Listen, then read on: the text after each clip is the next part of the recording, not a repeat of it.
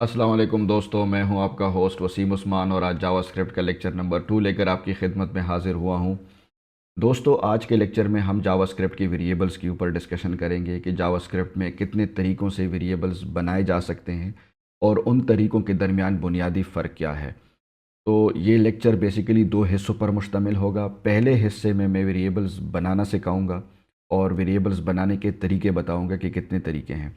दूसरे सेगमेंट में हम उन तरीक़ों के दरमियान फ़र्क को समझेंगे कि उन तरीक़ों के दरमियान फ़र्क क्या है। तो लेक्चर आपने पूरा देखना है ताकि वेरिएबल क्रिएट करने के साथ साथ उनके दरमियान जो फ़र्क है वो भी आपको समझ आ जाए, क्योंकि ये इंतहाई इंपॉर्टेंट इंटरव्यू क्वेश्चंस भी हैं। तो चले जी, चलते हैं अपने कंप्यूटर स्क्रीन के ऊपर और प्रैक्टिकली स्टार्ट करते हैं। तो जी दोस्तों, मैं अपने कंप्यूटर स्क्रीन के ऊपर आ गया हूँ। तो सबसे पहले आपने अपना वो वीएस कोड जो हमने पिछले लेक्चर में इंस्टॉल किया था उसको ओपन कर देना है। ये app.js फाइल भी हमने बनाया था, तो ये भी ओपन हो गया। अब इसके अंदर हम वेरिएबल बनाना शुरू करते हैं। जावास्क्रिप्ट दोस्तों हमें 3 कीवर्ड्स प्रोवाइड करता है, यानी जावास्क्रिप्ट के अंदर वेरिएबल्स 3 तरीक़ों से बनाया जाता है। ठीक है। पहला तरीका है वार कीवर्ड के साथ, दूसरा तरीका है लेट कीवर्ड के साथ और तीसरा तरीका है कॉन्स्ट कीवर्ड के साथ। ये 3 कीवर्ड्स हैं जो जावास्क्रिप्ट हमें प्रोवाइड करता है वेरिएबल्स बनाने के लिए। अब चलते हैं इनके ज़रिए से हम वेरिएबल कैसे बनाते हैं। वेरिएबल बनाने का तरीका ये है कि सबसे पहले इन 3 कीवर्ड्स में से कोई एक कीवर्ड, यानी जिसको भी आप यूज़ करना चाहें, सबसे पहले आपने वो कीवर्ड लिखना है। मैं फ़िलहाल वार के साथ स्टार्ट लेता हूँ। तो वार कीवर्ड आपने लिखना है, फिर आपने देना है स्पेस। उसके बाद वेरिएबल को जो भी आप नाम देना चाहें उस नाम से आपने वेरिएबल यानी वेरिएबल को वो नाम देना है। मैं एज के नाम से वेरिएबल बनाना चाहता हूँ, तो मैंने वो एज लिख दिया। ठीक है, दैट्स इट। अब ये मेरा एज के नाम से वेरिएबल बन गया और टेक्निकली इसको कहा जाता है डिक्लेरेशन। ठीक है, ये टर्मिनोलॉजीज भी आप लोग साथ साथ सीखें। डिक्लेरेशन बोला जाता है, declaration means to create a variable. ठीक है। अब लाइन नंबर 3 पे मैंने एज के नाम से वेरिएबल डिक्लेयर किया। ये टर्मिनोलॉजीज आपने इस तरह बोलना है कि एज के नाम से हमने वेरिएबल डिक्लेयर किया। अब यहाँ पे एक और चीज़ देखें, मैंने सेमीकोलन नहीं लगाया। तो साथ साथ मैं आपको बताऊं कि जावास्क्रिप्ट में सेमीकोलन जो है वो ऑप्शनल है। आप चाहे लगा लें चाहे ना लगा लें, दोनों एक्सेप्टेबल है। ठीक है। आप अगर नहीं लगाएंगे और आप सेकंड लाइन पे न्यू लाइन पे आएंगे तो जावास्क्रिप्ट खुद ही उसको कंसिडर कर देगा कि ये एक लाइन एंड हो गया है। और अगर आप चाहें तो आप लगा दें तो भी चलेगा।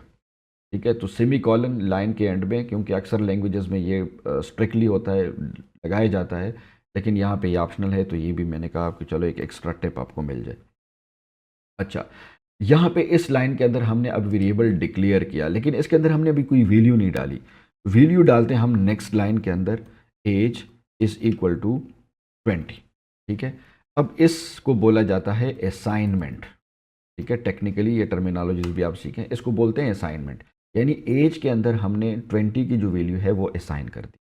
ठीक है। तो वार के कीवर्ड के साथ हमने एक वेरिएबल बनाया और नेक्स्ट लाइन में हमने उसके अंदर एज के उसके अंदर एक वैल्यू डाल दी। तो ये तो हुआ एक तरीके से वेरिएबल बनाना।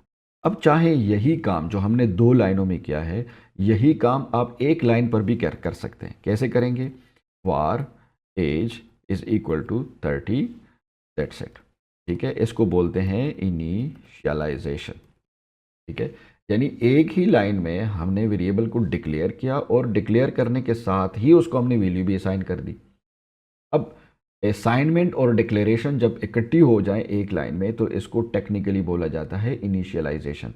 हम ये कह सकते हैं कि हमने एज के नाम से एक वेरिएबल को इनिशियलाइज कर दिया। ठीक है। तो ये एक सेकंड जो है इसका फ्लेवर है। अब अगर मैं मज़ीद वेरिएबल बनाता हूँ, ठीक है, यानी एज के नाम से तो मैंने बना दिया। अब मैं नेम के नाम से एक और वेरिएबल बनाता हूँ, तो मैं क्या करूँगा? सेम सेम सेम अप्रोच है। पहले मैंने कीवर्ड लिखना है वार, फिर मैंने लिखा है नेम और नेम के मैंने असाइनमेंट डायरेक्ट उसके अंदर वैल्यू डाल दी अहमद। ठीक है। अब ये नेम बना, उसको हमने वैल्यू असाइन कर दी अहमद। आप चाहें तो एज की तरह आप 2 लाइनों में भी लगा सकते हैं। पहले लाइन में डिक्लेयर कर दें, दूसरी लाइन में उसमें वैल्यू असाइन कर दें, या चाहें तो आप इनिशियलाइजेशन करके एक ही लाइन में दोनों काम कर सकते हैं। तो ये नेम के नाम से मेरे पास वेरिएबल बना। अब अगर आप देखें तो यहाँ पे एज के नाम से एक वेरिएबल बना है, नेम के नाम से वेरिएबल बना है, लेकिन इन दोनों को मैंने अलग अलग लाइनों में क्रिएट किया है। ठीक है, मैं चाहूँ तो मैं इन दोनों वेरिएबल्स को एक ही लाइन में क्रिएट कर सकता हूँ। ठीक है, इन वेरिएबल्स को तो मैं नहीं जोड़ता, मैं नई वेरिएबल्स बनाता हूँ। मैं लिखता हूँ वार प्राइस, ठीक है, एंड टोटल। ये दो वेरिएबल हैं, मैंने बना दिए। अब इनको मैंने सिर्फ डिक्लेयर किया है। ठीक है, इनको मैंने वैल्यू नहीं असाइन की। और दूसरी चीज़ ये कि इनके दरमियान मैंने कामा डाल दिए। तो अगर आपने मल्टीपल वेरिएबल्स बनाने हैं और आप ये चाहते हैं कि मैं हर वेरिएबल के साथ अलग अलग वार ना लिखूं, तो आप एक ही वार के साथ मल्टीपल वेरिएबल्स बना सकते हैं एक लाइन के अंदर कामा सेपरेट। ठीक है, शुरू में आप वार कीवर्ड लिख दें, फिर वेरिएबल का नाम, फिर कामा, फिर दूसरे वेरिएबल का नाम, फिर कामा, फिर आप यहाँ पे कोई तीसरा वेरिएबल भी लगा सकते हैं। कोई लिमिट नहीं है, कामा डालते जाएं, वेरिएबल्स लगाते जाएं, जितने मर्जी आप वेरिएबल बनाएं। अब लाइन नंबर 10, यानी ये जो लाइन है दोस्तों, इस लाइन के ऊपर हमने 3 वेरिएबल्स डिक्लेयर कर दिए। ठीक है, अब उनके अंदर हमने वैल्यूज़ नहीं साइन की। अब चाहें तो आप इनके अंदर वैल्यू डाल सकते हैं। मैंने टोटल के अंदर 0 डाल दिया। ठीक है, अब टोटल जो है वो इनिशियलाइज हो गया, बाकी दो जो है वो उसी तरह हैं। तो ये डिफरेंट फ्लेवर्स मैं आपको बता रहा हूँ कि ये सारे तरीके पॉसिबल हैं। आप चाहें तो सबके अंदर वैल्यू डाल सकते हैं, इनिशियलाइज कर सकते हैं। ठीक है, आप चाहें तो दो में मैंने कर दिया, प्राइस को मैंने इवी छोड़ दिया। अब इनको मैं प्रिंट करता हूँ और मैं देखता हूँ कि कंसोल जो है ये 3 वेरिएबल्स हमें किस तरह इनकी वैल्यू प्रिंट करके देता है। तो कंसोल में अगर आपने मल्टीपल वेरिएबल्स दोस्तों प्रिंट करने हैं तो उसमें भी आप कामा सेपरेटेड लिस्ट दे सकते हैं। ठीक है, मैंने पहले प्राइस दिया, फिर मैंने टोटल दिया, एंड देन मैंने एवरेज दिया। सेव करें।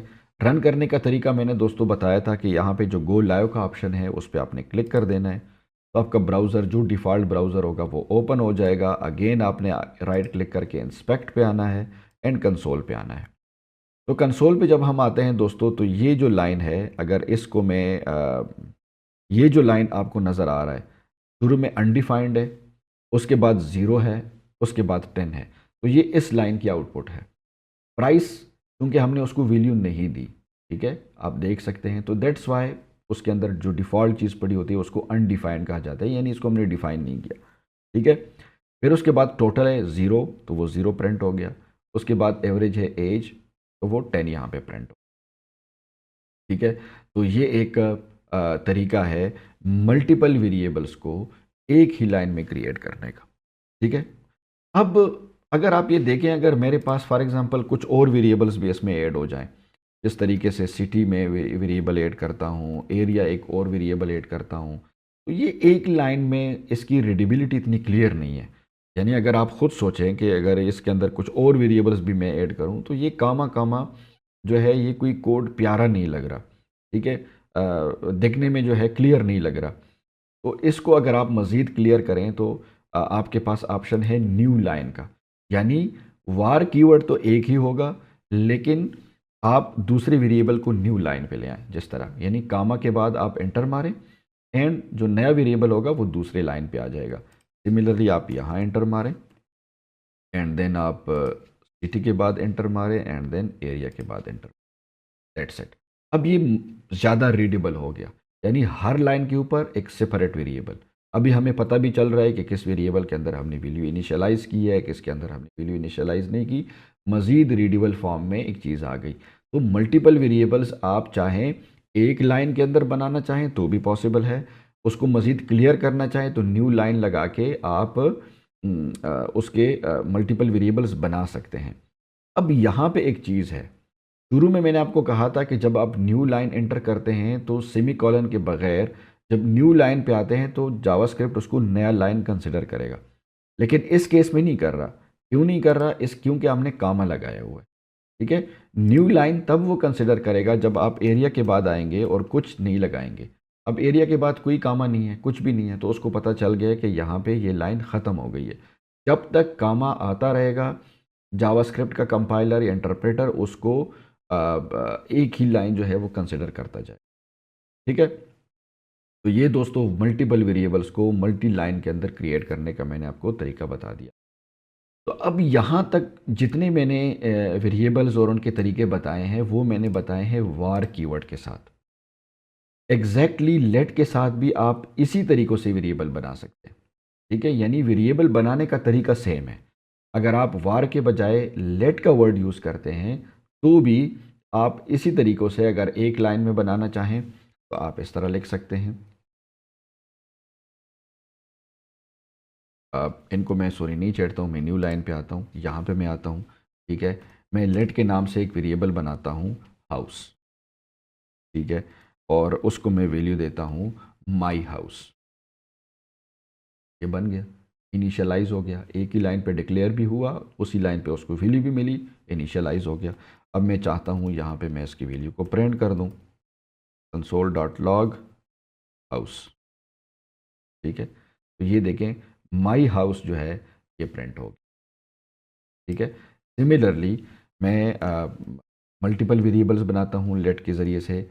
लेट ट्रीट कामा कंट्री कामा रिलीजन। ठीक है, अब 3 वेरिएबल्स मैंने बना दी, ट्रीट कंट्री एंड रिलीजन। वही कामा सेपरेटेड, वही कंसेप्ट। मैंने किसी को इनिशियलाइज नहीं किया। मैं यहाँ पे इनिशियलाइज करता हूँ रिलीजन में मैं इस्लाम लिख देता हूँ। ठीक है, आप जिस रिलीजन से बिलोंग करते हैं आप अपना रिलीजन इसमें डाल दें।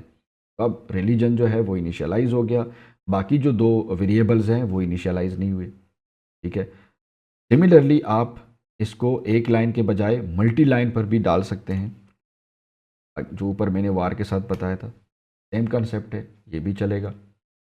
ठीक है, आप चाहें तो आप इसको इस लाइन की तरह एक लाइन में डिक्लेयर करके दूसरे में वैल्यू असाइन कर सकते हैं, जिस तरीके से मैं लिखता हूँ let phone and then phone is equal to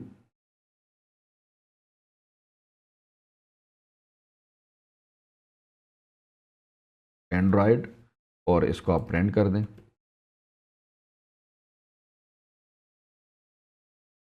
तो देखिए दोस्तों एंड्रॉयड प्रिंट हो गया। ठीक है, तो बनाने कहने का मकसद ये है कि ये जो 3 कीवर्ड्स हैं, इन कीवर्ड्स के ज़रिए वेरिएबल बनाने के तरीके सेम है, तरीक़ाकार सेम है। इसमें सिर्फ फ़र्क है, वो हम आखिर में देखेंगे, थोड़ी देर बाद देखेंगे। ठीक है, आते हैं अब कांस्ट कीवर्ड के साथ। कांस्ट के साथ भी जब आप वेरिएबल बनाते हैं तो सेम तरीका है। कांस्ट, यहाँ पे मैं लिखता हूँ IP 127.0.0.1। ठीक है, और इसको मैं प्रिंट करता हूँ कंसोल डॉट लॉग IP। ये प्रिंट हो गया। ठीक है, लेकिन यहाँ पे एक फ़र्क है। कांस्ट के ज़रिए आप ये वाला काम नहीं कर सकते, यानी जो वार में मैंने किया है कि वेरिएबल एक लाइन पे क्रिएट किया है और असाइनमेंट दूसरी लाइन पे की है। इसी तरीके से मैंने लेट के ज़रिए में यहाँ पे वेरिएबल एक लाइन में डिक्लेयर किया है और असाइनमेंट दूसरी लाइन पे की है। ये काम आप कांस्ट के साथ नहीं कर सकते। ठीक है, कि कांस्ट के साथ आप वेरिएबल एक लाइन में डिक्लेयर कर दें और वैल्यू दूसरी लाइन में असाइन कर दें, ये नहीं कर सकते। कांस्ट के साथ आपने हमेशा इनिशियलाइजेशन करनी है, वेरिएबल डिक्लेयर करते वक्त आपने वैल्यू देनी है। उसकी रीज़न ये है कि कांस्ट जो है दोस्तों वो वेरिएबल को, जब इसका मतलब इसकी इसकी रीज़न ये है, इसके नाम से पता चलता है कांस्ट। कांस्ट मीन कांस्टेंट, ये कांस्टेंट वेरिएबल बनाता है। मतलब ये कि जब वेरिएबल ये बना ले तो बनाने के वक्त उसके अंदर आपने जो वैल्यू इसको असाइन की तो ठीक, नेक्स्ट लाइन पे जब कंट्रोल आता है तो ये वेरिएबल सील हो जाता है, उसके बाद इसकी वैल्यू को आप चेंज नहीं कर सकते। ठीक है, अब जिस तरीके से ये IP क्रिएट करते वक्त मैंने इसके अंदर ये वैल्यू डाल दी, अब ये यहाँ पे मैं आऊँगा ना तो इस लाइन पे ये वेरिएबल सील हो गया, इसके अंदर मैं वैल्यू मज़ीद इसकी वैल्यू को चेंज नहीं कर सकता। हाँ, इसकी वैल्यू को यूज़ कर सकता हूँ जहाँ पे मैंने इसको प्रिंट किया है। लेकिन अगर मैं यहाँ पे लिखता हूँ IP इज़ इक्वल टू 127.0.0.1, अब ये मुझे एरर देगा। ये देखें एरर आ गया, assignment to a constant variable. ठीक है, ये अलाउड नहीं है। तो बाकी जो चीज़ें हैं सिर्फ और सिर्फ ये वाला काम जो है ये अलाउड नहीं है कि इससे एक लाइन पे डिक्लेयर किया, दूसरे पे वैल्यू असाइन की। इसके अलावा बाकी तमाम चीज़ें आप कर सकते हैं। इसी तरीके से मल्टीपल वेरिएबल कॉन्स्टेंट्स आप बना सकते हैं, जिस तरीके से मैंने ये किया। यहाँ पे आपने लिख दिया कामा, कामा के बाद आप आए यहाँ पे लिख दें लैपटॉप इस इक्वल टू, इसको मैं लिखता हूँ विंडोज़, ठीक है, एंड देन स्क्रीन साइज मैं लिखता हूँ 1280 बाय 1920, ठीक है। अब ये 3 कॉन्स्टेंट्स मैंने बना दिए मल्टीपल लाइन में, चाहे आप एक ही लाइन में बना सकते हैं, लेकिन फ़र्क ये है कि इसके अंदर वैल्यू जो असाइन हो गई तो वैल्यू आप चेंज नहीं कर सकते, बस ये अब बन गए कॉन्स्टेंट्स बन गए, अब इनकी वैल्यू को आप मॉडिफाई नहीं कर सकते, जबकि यहाँ पे आप कर सकते हो, ठीक है। यहाँ पे मैंने फ़ोन एंड्रॉयड लिखा है, मैं इसको प्रिंट करता हूँ एंड अगेन न्यू लाइन पे आके मैं इसको लिखता हूँ iOS, ठीक है, और मैं फिर लिखता हूँ console.log फ़ोन, तो जी यहाँ पे इसने पहले एंड्रॉयड प्रिंट किया एंड देन iOS। सिमिलरली आप वार के साथ भी, ठीक है। तो चलिए जी हम वीडियो के दूसरे सेगमेंट को स्टार्ट करते हैं और इस सेगमेंट में हम इन तीनों के दरमियान फ़र्क को समझेंगे। तो फ़र्क के लिए दोस्तों इन तीनों को हम 2 हिस्सों में डिवाइड करते हैं। पहला हिस्सा है लेट एंड कॉन्स्ट, क्योंकि ये लेट और कॉन्स्ट जो है ये बिहाइंड द सीन सेम तरीके से बिहेव करते हैं, ठीक है। इनका जो फ़र्क सिर्फ ये है कि कॉन्स्टेंट्स बनाता है, लेट वेरिएबल बनाता है, बाकी इनका जो टेक्निकल बिहाइंड द सीन चीज़ें हैं वो सेम है, लेकिन वार जो है वो थोड़ा डिफरेंट है, ठीक है। वार इनकी तरह नहीं है। तो जब मैं आपको डिफरेंसेस बताऊंगा ना, तो डिफरेंसेस के एक साइड पे वार होगा और दूसरे साइड पे लेट एंड कॉन्स्ट होंगे। तो जी पहला फ़र्क जो है वो रीडिक्लेरेशन का है। वार जो है वो रीडिक्लेरेशन को सपोर्ट करता है, लेट एंड कॉन्स्ट रीडिक्लेरेशन को सपोर्ट नहीं करते। रीडिक्लेरेशन क्या है मैं बताता हूँ, पहले मैं इधर लिख दूँ रीडिक्लेरेशन, ठीक है। रीडिक्लेरेशन का मतलब ये कि एक वेरिएबल के साथ मल्टीपल टाइम आप कीवर्ड यूज़ करें, यानी मैं वार के ज़रिए से एज बनाता हूँ, उसके अंदर मैं 10 वैल्यू डालता हूँ, ठीक है। मैं नेक्स्ट लाइन पे आता हूँ, मैं दोबारा वार एज इज इक्वल टू 30 करता हूँ। इसको बोला जाता है रीडिक्लेरेशन, यानी मैंने एज को यहाँ पे डिक्लेयर किया और अगेन दोबारा लाइन नंबर 10 पे दोबारा डिक्लेयर किया, लेकिन मैंने यूज़ किया है वार कीवर्ड। अब कंपाइलर मुझे कोई एरर नहीं देगा, देखिए मैं सेव कर रहा हूँ, कंपाइलर मुझे कोई एरर नहीं दे रहा। हाँ यहाँ पे अगर मैं वैल्यू प्रिंट करूँगा तो यहाँ पे मुझे वो 10 देगा, यहाँ पे अगर मैं प्रिंट करूँगा तो मुझे 10 देगा, लेकिन अगर मैं यहाँ पे प्रिंट करूँगा तो ये मुझे 30 देगा। बाकी रीडिक्लेरेशन वार जो है वो अलाउ करता है, लेकिन लेट जो है और कॉन्स्ट जो है वो रीडिक्लेरेशन अलाउड नहीं करता। Let number is equal to 10, again let number is equal to 20, इसने मुझे एरर दे दी। अब आईडीई के अंदर भी अंडरलाइन कर दिए और यहाँ पे इसने एरर दे दिया है identifier number has already been declared. तो आप लेट को दोबारा यूज़ तो कर सकते हो लेकिन रीडिक्लेयर नहीं कर सकते, ठीक है। मैं लिखता हूँ ताकि आपको स्क्रीनशॉट लेने आप। फिर उसके बाद कॉन्स्ट, तो कॉन्स्ट का भी यही है, कॉन्स्ट IP 127.0.0.1 एंड यहाँ पे मैं अगेन आता हूँ कॉन्स्ट IP 12.0.0.1 ने मुझे एरर दी, अगेन वही एरर दे दिया, number is already been taken. अगर इसको मैं, चूंकि अब जावास्क्रिप्ट इंटरप्रेटर है, इंटरप्रेटर में ये होता है कि जिस लाइन पे एरर आता है उसके बाद वाला हिस्सा वो स्किप कर देता है, वो रन नहीं करता। तो चूंकि इस लाइन पे एरर आ गया तो ये वाला पार्ट हमारा रन ही नहीं हुआ, इस वजह से इधर इसका एरर नहीं आया। लेकिन अगर इस पार्ट को मैं कमेंट कर दूँ तो अब मुझे ये IP का एरर आएगा। अब यहाँ तक इंटरप्रेटर आ गया, ठीक है। तो फर्क पहला क्या है, रीडिक्लेरेशन का। वार मल्टीपल रीडिक्लेरेशन सपोर्ट करता है जबकि लेट एंड कांस्ट जो है वो सपोर्ट नहीं करते। इसको मैं कमेंट कर देता हूँ ताकि नीचे जो हमारा कोड है वो चल सके। ये था फर्स्ट ऑप्शन। दूसरा जो ऑप्शन है दोस्तों उसको बोलते हैं हॉइस्टिंग। ठीक है, हॉइस्टिंग क्या है मैं बता देता हूँ।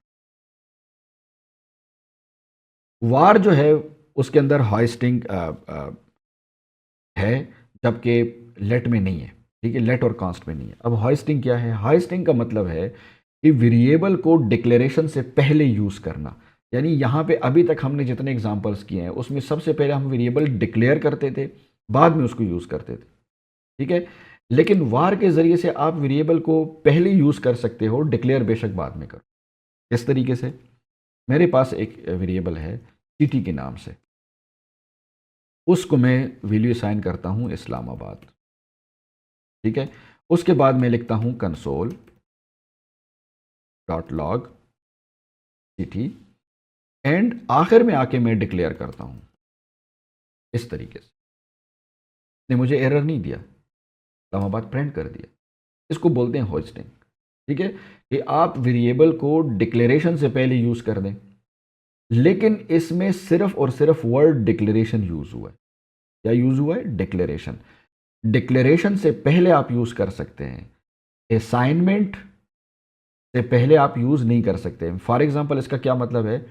अगर मैं सिटी को उठाता हूँ, यहाँ पे मैं असाइनमेंट कर रहा हूँ ना, वैल्यू असाइन कर रहा हूँ, इसको अगर मैं यहाँ से कट कर दूँ और यहाँ पे प्रिंट कर दूँ, पेस्ट कर दूँ, यानी कंसोल से नीचे पेस्ट कर दूँ, तो मुझे अब कंसोल अनडिफाइंड देगा। क्यों? क्योंकि वैल्यू जो है वो मैंने बाद में उसके अंदर डाली है, यूज़ पहले करी है। ठीक है, तो इसको बोलते हैं असाइनमेंट। तो हाइस्टिंग जो है इसका ताल्लुक सिर्फ डिक्लेरेशन के साथ है, असाइनमेंट के साथ नहीं है। इसका ये मतलब नहीं है कि आप वैल्यू भी बाद में असाइन करें लेकिन यूज़ पहले करें तो वो हो जाएगी, नहीं। सिर्फ डिक्लेरेशन की जो है वो इजाज़त है कि डिक्लेयर आप बाद में करें, बाकी जो मामलात हैं उसको वैल्यू असाइन करना, उसको यूज़ करना, वो आप किसी भी लाइन पे कर सकते हैं, जबकि लेट के अंदर ये चीज़ अलाउड नहीं है। अब आते हैं हम एक और वेरिएबल के ऊपर। Area is equal to village. Village, ठीक है, एक वेरिएबल मैंने बनाया, उसके अंदर वैलेज को मैंने असाइन किया।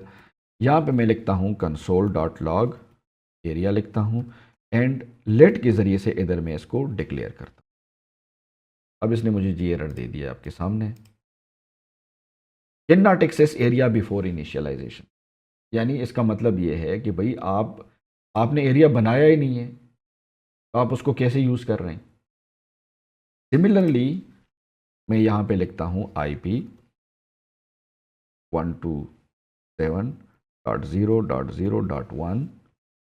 यहाँ पे मैं इसको यूज़ करता हूँ, प्रिंट करता हूँ, एंड कॉन्स्ट के ज़रिए से नीचे इसको डिक्लेयर करता हूँ। अब अगेन इंटरप्रेटर है, यहाँ पे आ गया मिसिंग इनिशियलाइजेशन इन कॉन्स्ट।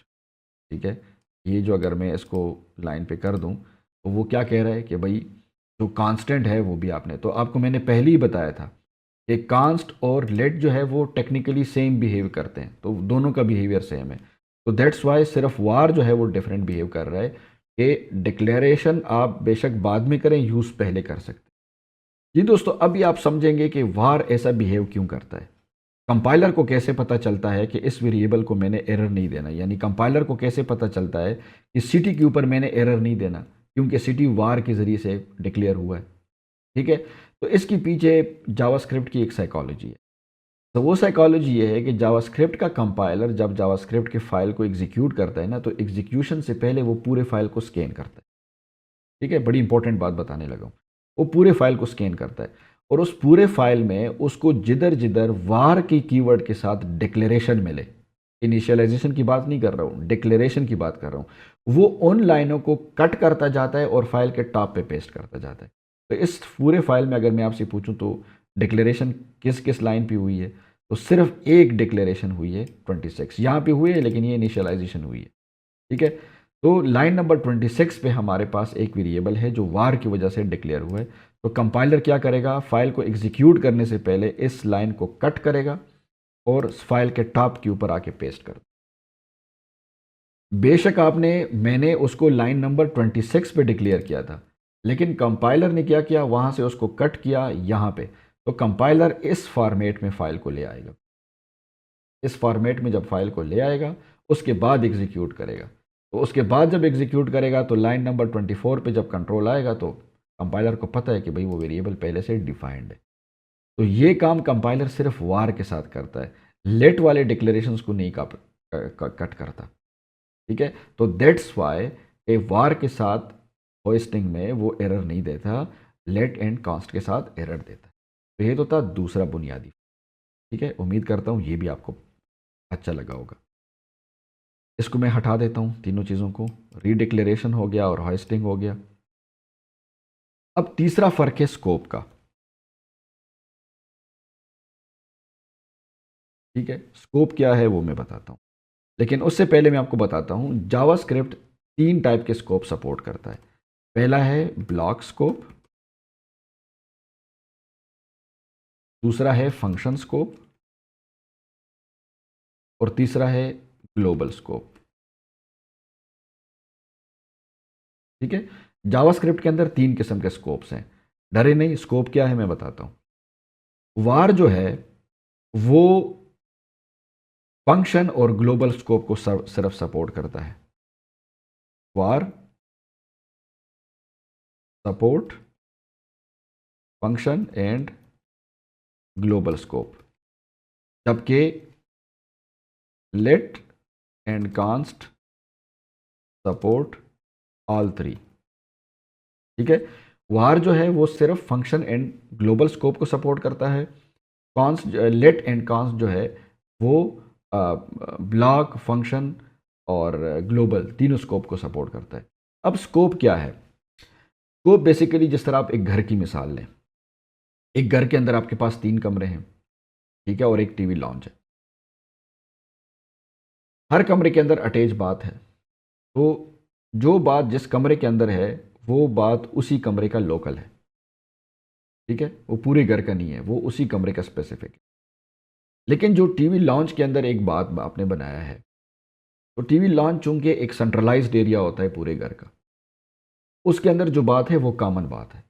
ठीक है, इसी तरीके से आप स्कूल में, कॉलेजेस में आप जाते हैं, एक कुछ स्पेसिफिक बात हैं जो कि एक कमरे के साथ एसोसिएटेड है, कुछ कॉमन बात हैं जो कि उस बिल्डिंग की प्रेमिसेस के कोई भी बंदा उसको यूज़ कर सकता है।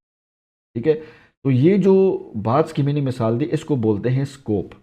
ठीक है, यानी जो कमरों के साथ अटैच बात है उसको आप कह सकते हैं कि वो बाथरूम्स जो हैं वो उस कमरे के लोकल स्कोप में है। ठीक है, और जो कॉमन बात हैं उनको आप कह सकते हैं कि वो ग्लोबल स्कोप में है, यानी उसको कोई भी यूज़ कर सकता है। तो सिमिलरली जावास्क्रिप्ट के अंदर जब हम वेरिएबल्स बनाते हैं तो जावास्क्रिप्ट के जो पूरा प्रोग्राम होता है उसके अंदर तीन लॉजिकल हिस्से होते हैं। अब आपने किस हिस्से के अंदर वेरिएबल डिक्लेयर किया वो उसी हिस्से के अंदर यूज़ भी हो सकता है, उसी हिस्से के अंदर प्रिंट भी हो सकता है। लेकिन उस हिस्से से जब आप बाहर निकलते हैं तो कंपाइलर को वो वेरिएबल नज़र नहीं आता। आप अगर उस नाम से वेरिएबल यूज़ करेंगे तो कंपाइलर आपको कहेगा कि भाई मैं इस वेरिएबल को नहीं जानता, क्योंकि आपने उसको उसी स्कोप के अंदर यूज़ किया है। तो अब ये तीन स्कोप्स मैं आपको क्रिएट करके बताता हूँ तो आपको मज़ीद समझ आ जाएगी। दोस्तों, कोड जावास्क्रिप्ट के अंदर आपने करली ब्रैकेट्स देखे होंगे। ठीक है, ये एक कॉमन ब्रैकेट्स हैं, आपने कोड के अंदर देखे होंगे। ये करली ब्रैकेट्स हमें दो जगहों पे मिलते हैं। पहले हमें मिलता है फंक्शन के साथ। अगर हम कोई फंक्शन बनाते हैं, जिस तरह शो के नाम से मैंने एक फंक्शन बनाया, तो फंक्शन में आपको ये करली ब्रैकेट्स मिलेंगे। और इसके अलावा ये करली ब्रैकेट्स आपको F else, F else, loops, loops में आप चले जाएं, फॉर, फॉर ईच, ठीक है, वाइल, स्विच, ये जो मैंने चीज़ें बताई हैं इसके साथ शायद कुछ और भी हों। ठीक है, तो इनके साथ भी आपको करली ब्रैकेट्स मिलेंगे। ठीक है, एफ ट्रू, ये करली ब्रैकेट आ गया। फिर इसके बाद एल्स, ठीक है, इसके बाद अगर आप लिखते हैं एल्स एफ, ठीक है, इसी तरीके से आप एक स्विच स्टेटमेंट बनाते हैं। चूंकि यहाँ पे मैंने पहले एल्स यूज़ किया है तो ये लॉजिकली ठीक नहीं है, लेकिन एल्स एफ के साथ भी आप कर सकते हैं। ठीक है, इसके बाद आप स्विच स्टेटमेंट अगर आप यूज़ करना चाहते हैं ठीक है, तो वहाँ पे भी आपको ये चीज़ें नज़र आती हैं, स्विच के अंदर भी आपको ये चीज़ें नज़र आती हैं। इसके अलावा आप लूप जो है वो फॉर लूप आप लिखना चाहते हैं, I for I is equal to 10, I less than 20, I plus plus, ठीक है।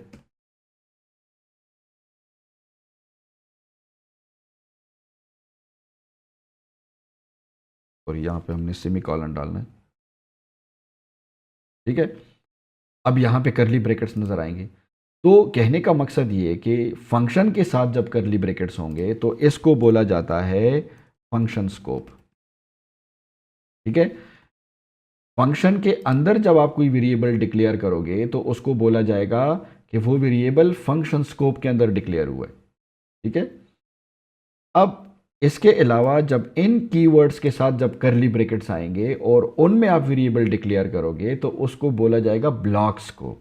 यानी अगर इफ के अंदर मैं इधर लिखता हूं वार नंबर इज इक्वल टू 10, तो मैं बोलूंगा कि नंबर को मैंने ब्लॉक स्कोप के अंदर डिक्लेयर कर दिया, ठीक है।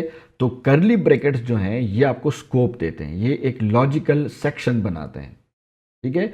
और लॉजिकल सेक्शंस 3 हैं। अगर आप फंक्शन के करली ब्रैकेट्स के अंदर जाते हैं तो उसको हम बोलते हैं फंक्शन स्कोप।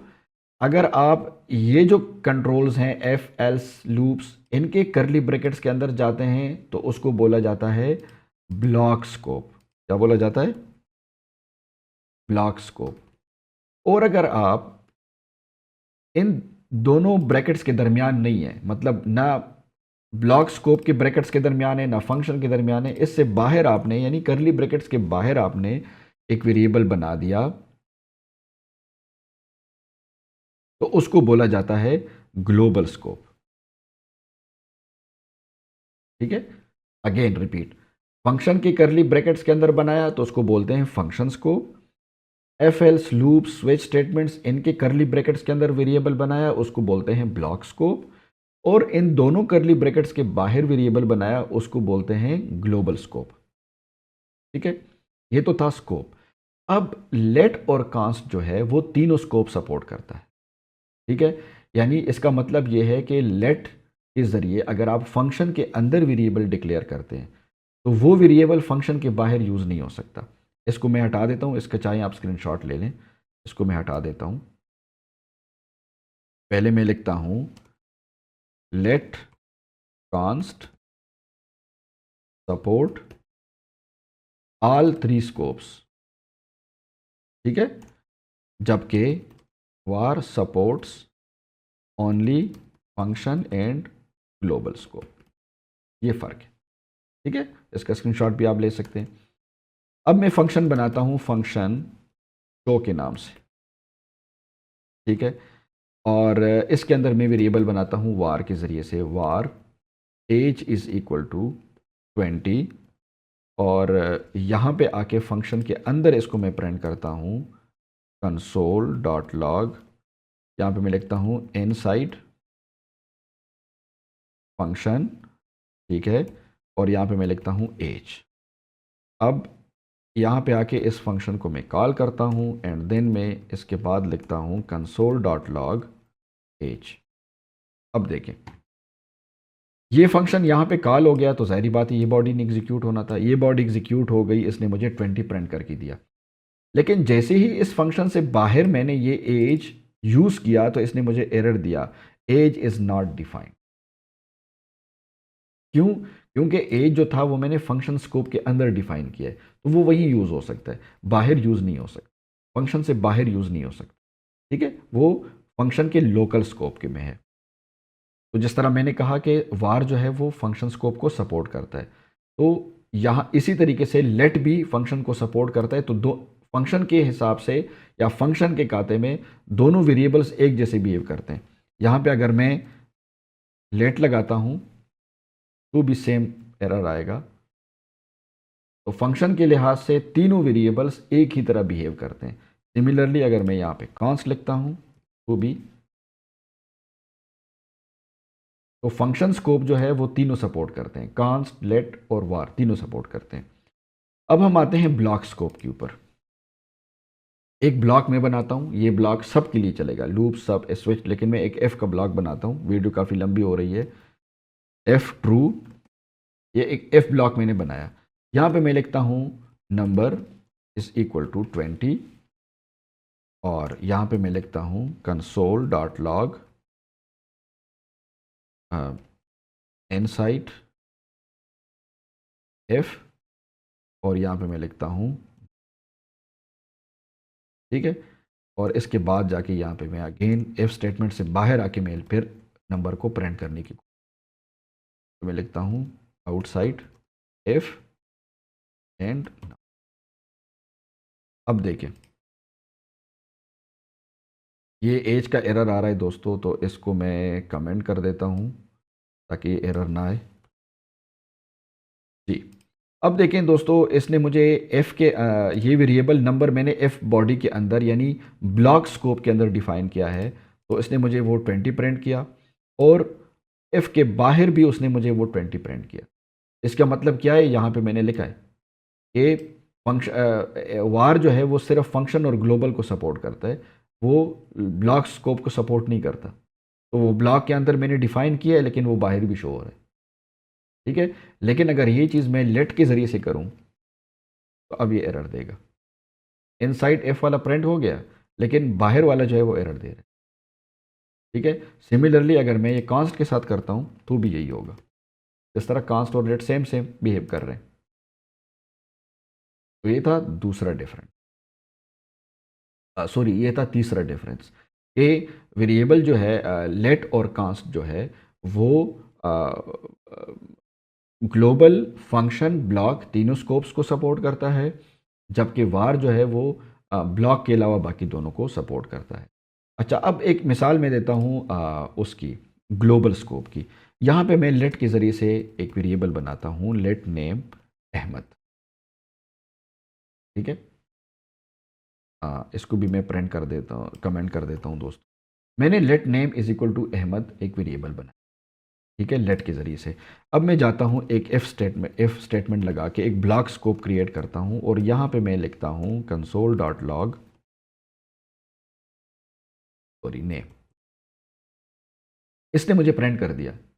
अगेन मैंने कॉमन बात की मिसाल दी थी कि ग्लोबल ऐसा स्कोप है कि ग्लोबल स्कोप में जब आप एक वेरिएबल डिक्लेयर करते हो तो वो ब्लॉक स्कोप के अंदर भी एक्सेसिबल होगा, फंक्शन स्कोप के अंदर भी एक्सेसिबल होगा। अब मैं जाता हूँ एक फंक्शन बनाता हूँ, फंक्शन प्रिंट, और इसके अंदर मैं लिखता हूँ कंसोल डॉट लॉग नेम और यहाँ पे मैं इस फंक्शन को कॉल करता हूँ, ठीक है। इसने मुझे अहमद, इसके साथ अगर मैं यहाँ पे लिख दूँ